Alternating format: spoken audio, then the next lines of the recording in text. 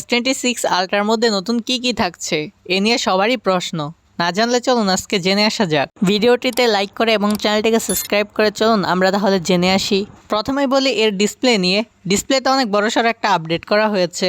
এবার ডিসপ্লেতে FMP নামে একটি টেকনোলজি ব্যবহার করা হয়েছে, যার ফুল ফর্ম হলো ফ্লেক্স ম্যাজিক পিক্সেল।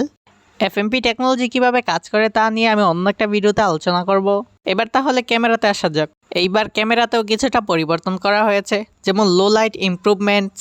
তারপর রয়েছে 3x টেলিফোটোর মধ্যে নতুন একটি সেন্সর ব্যবহার করা হয়েছে এবং আগেরটা চাইতে 20% ইনক্রিজ হয়েছে পিক্সেলে। তাছাড়া মেইন সেন্সর এবং পেরিস্কোপ সেন্সর অ্যাপারচারে কিছুটা আপডেট করা হয়েছে, যার ফলে শুধু ভিডিওতেই নয় ছবিতেও কম আলোতে ভালো ফলাফল পাওয়া যাবে। এছাড়া আরও শোনা যাচ্ছে LPDDR5 র্যাম নিয়ে আসছে এটি। এবার কিন্তু ওয়্যারলেস চার্জিংয়ের ক্ষেত্রেও কিছুটা পরিবর্তন করা হয়েছে, যেখানে আর নির্দিষ্ট কভারের উপর নির্ভরশীল হয়ে থাকতে হবে না। এই ছিল আজকের এই ভিডিওটি ভালো লাগলে একটি লাইক করে দিবেন এবং চ্যানেলটিকে সাবস্ক্রাইব করে দিবেন। এই সংক্রান্ত আরও তথ্যাবলী আসলে আমি অবশ্যই আপনাদেরকে জানাবো।